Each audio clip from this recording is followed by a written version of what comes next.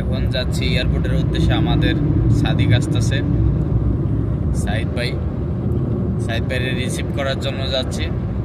আপনারা সকলেই দোয়া করবেন। প্রায় 8 মাস পরে আসতে পারলো।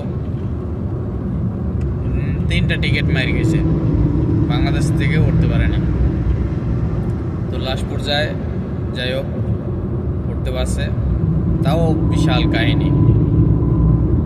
আমাদের বাংলাদেশ এয়ারপোর্টগুলো এরকম করে কেন, একমাত্র তারাই জানে।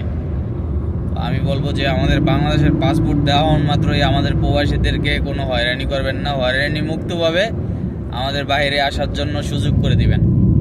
বাংলাদেশ সরকারকে আমি আহ্বান করব, তারেক রহমানকে। আমার এই ভিডিওটা আপনি অবশ্যই দেখলে এই পদক্ষেপগুলো নেবেন।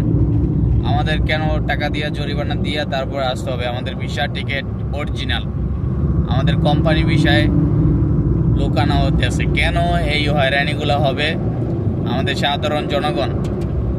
একমাত্র আপনি এটা সমাধান করতে পারবেন। আপনার যত কর্মকর্তা আছে সবাই কিন্তু কিভাবে কাজ করতেছে এগুলা কিন্তু আপনি খেয়াল রাখেন না।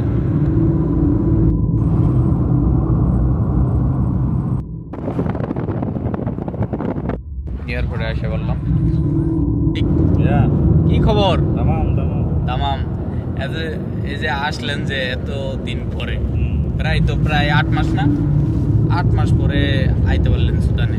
হয়তো রিজিক এখন আছে, এই জন্য আপনি এখন ঢুকতে পারছেন। অবশ্যই 3-4টা ভিসা দেওয়া হয়েছে, টিকিটও কাটা হয়েছে, উঠতে পারে নাই।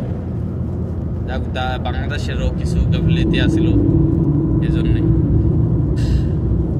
তো আপনার কি অনুভূতি পান যে আইলেন যে এতদিন পরে? Pois vamos que lá, Allah é uma assim murta, vamos que lá.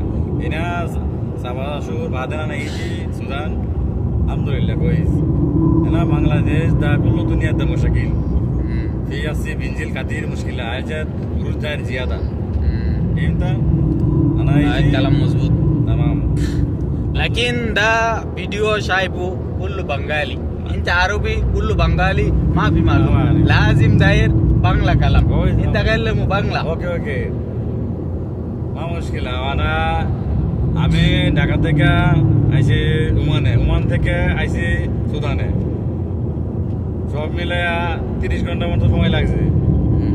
30 ঘন্টা সময়ের ভিতরে আমরা আয়া পড়ছি সুদানে। সবাই দোয়া করবেন ইনশাআল্লাহ। অবশ্যই দোয়া করব। অবশ্যই কথা হইল কি, টাকা থাকলেই বিদেশ আসা যায় না, এটা হইল কথা।